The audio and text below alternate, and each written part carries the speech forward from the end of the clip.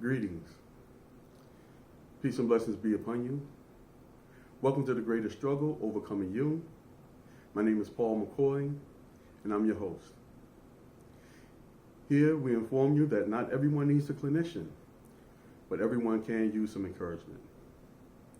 I always ask that you bring 3 things with you when joining us. The first is your open mind. The second and the third would be a pen and a pad, so that if there's anything that's beneficial that you get from this program, you're able to write it down, record it, document it, and use it for yourself in the future. So today, I want to answer a question that came from our previous video on negative self-thought. Now, this question came from one of our subscribers, and I will just identify her as Mrs. B, and the question she had for me was, how can you combat your inner negative thoughts? What if it's you, the listener, who has negative thoughts? What would you propose their solution to repair the negative voice within B? Excellent question. Excellent question. Because our negative inner thoughts are those things, for the most part, that feed into our negative self-beliefs, so that we won't be able to ascend to the heights that we want to ascend to when it comes to where we want to be in life. So to address this, the first thing I want to do is I want to talk about a theory that is also used as a modality in the therapy, and that is cognitive behavioral therapy. So this modality, what we work on is trying to figure out what people's cognitions, what their beliefs are that are driving their behaviors and their emotions. In life, the first thing that we see about a person, generally speaking, is we see how they behave. And sometimes we see emotions behind it. If someone is crying, we see that emotion. As human beings, we walk to the person, and the first thing we want to say is, are you okay? Is there anything that I can do to help you?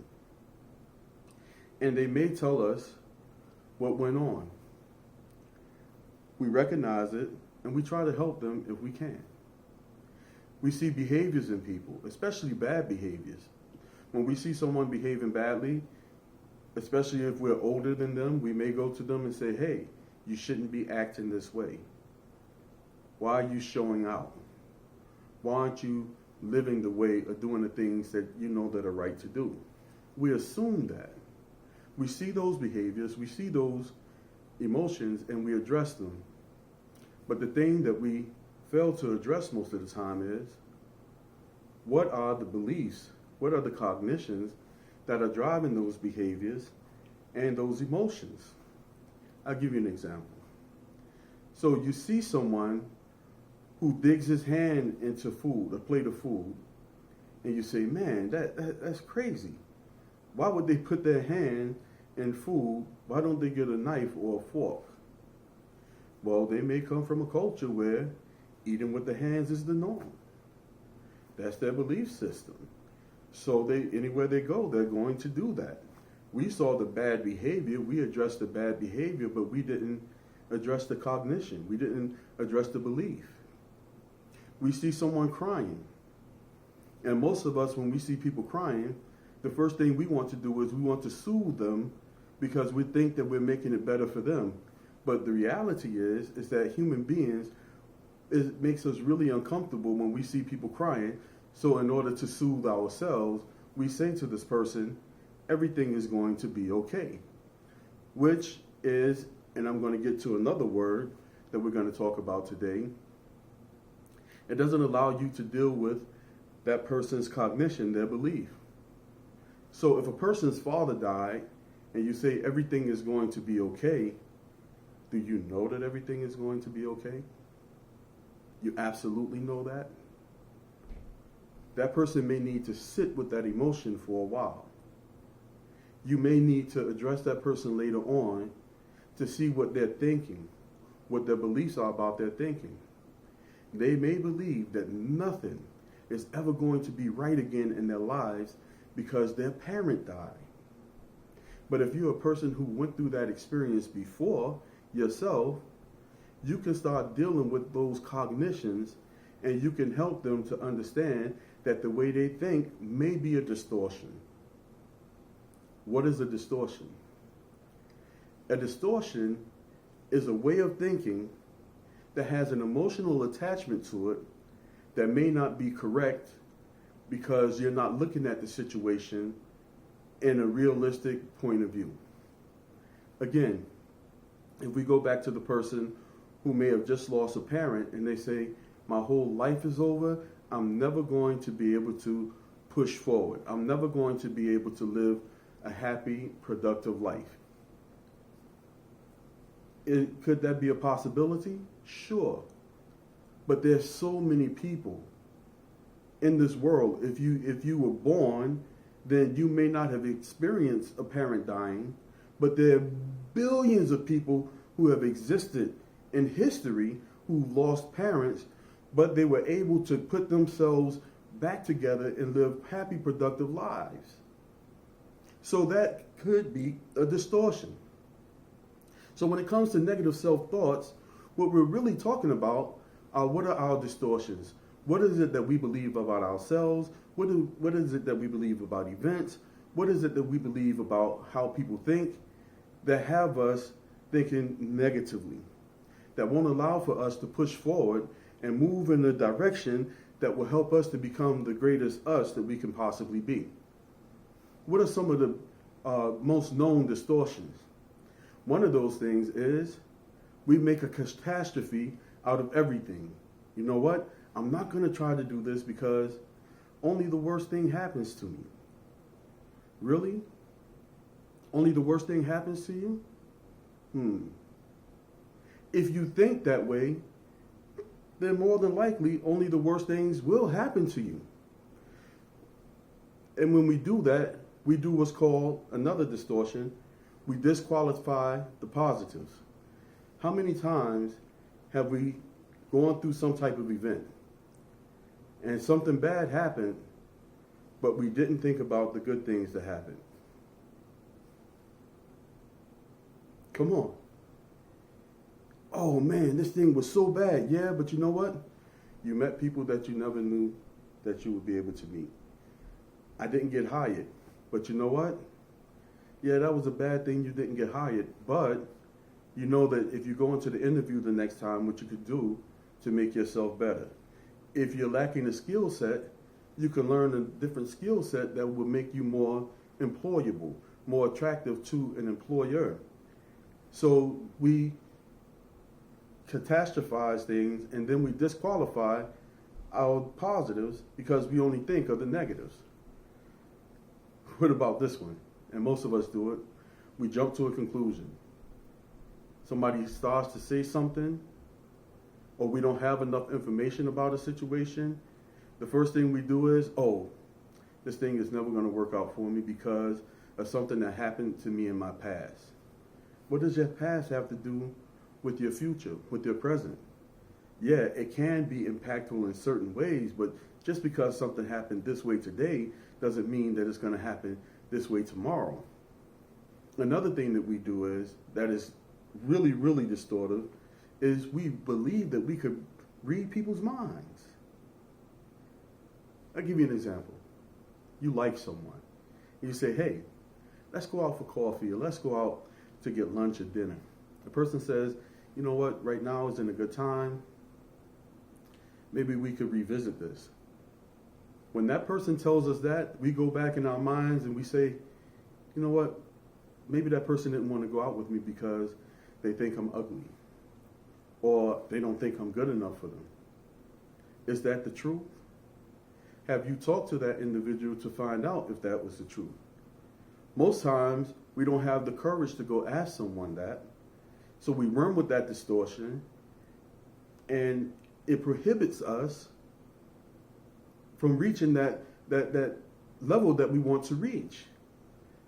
A good relationship could have come out of that had we taken the opportunity just to go ask. this is where our last sessions come into play. Who do we have around us? Who are our teams? Negative self-thoughts, in most cases, begin as distortions. Who do we have in our lives that we could bounce things off of? Are we strong enough? Are we willing to feel uncomfortable with even ourselves? We're putting ourselves in bad situations, what we think are bad situations, by showing our vulnerabilities to people. If you don't go out and prepare yourself to have the difficult conversations with self, then how are you going to ever overcome self? A part of getting yourself together to be able to have that difficult conversation with self is to be able to, again, deal with criticisms, because our distortions also are attached to how it is that we deal with criticism, or the thought that somebody may criticize us if we ask about something. Man, if I ask this young lady, or if you're a young lady, if I ask this young man why it is that they didn't want to go out with me, then I'm playing myself. They're going to think that I'm weak. They may tell me something that I don't want to know. But then again, they may tell you something that you need to know. Right now is not the time to be afraid. Right now is the time to dig in, to say, you know what? All these distorted thoughts that I have in my life, I'm not going to continue to hold on to them because they don't benefit me at all. How is it benefiting you to, let's say, personalize something? I'll give you an example. So, my mother's always mad at me because I'm bad. Or your mother's always angry because you're bad. Well, your mother may be angry because she can't pay the rent, or because there's issues at the job. She could have a personal issue with someone in her life. But you just personalized her anger and made it your own because you have this distorted view of what her anger is and why it is that she has this anger. So these negative self-thoughts, they often come because of distortions. So what are we going to do to overcome those distortions? We're going to get that team that we talked about before. Those people that we trust. Those people who are going to be honest with us. Those people that we know that love us. And we're going to bounce these ideas off of them and ask their honest opinion about what's going on. And then we're going to look at it from a constructive lens, not a destructive lens. Because remember, these people are there to help you. And we're going to constantly become more and more mindful of what it is that we think. And we're going to have to begin to ask ourselves, is this something that's real that I'm thinking about? Is this person actually mad at me because of this? Does this person really not want to go out with me because they think I'm ugly or any of those things? No. Let's get uncomfortable together. Let's go out. Let's ask those questions. Because when we're able to do that, then we're able to turn that mirror around on us. We're able to undress ourselves and look at ourselves in an objective fashion and begin to do the work that we need to do to overcome us. Now, I hope that this has been beneficial. Again, never magnify or minimize events in your life. See them for what they are. Don't personalize things that shouldn't be personalized. Don't make every event in your life a catastrophe.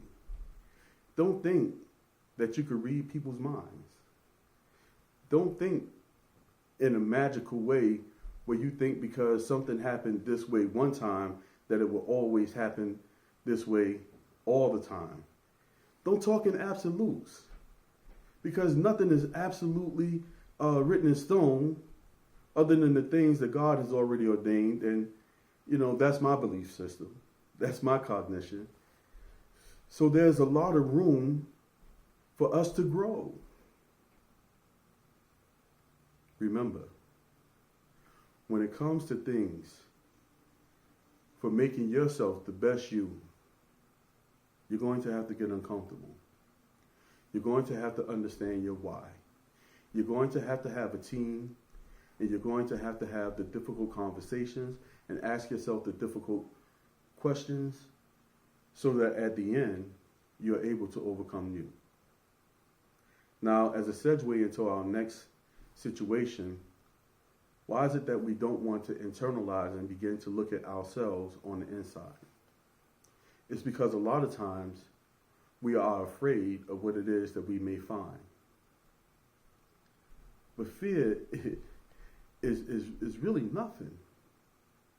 Most fears you have are aberrations. Because once you pull back the cover on it, you pull back the layers, you find that the only thing to fear is fear itself. Like I told you in the very first video, the God that created you, the God that created the birds, the God that created the beautiful canyon that was in the picture, also created you. And he's giving you the ability to overcome anything. Accept that power. Believe in it.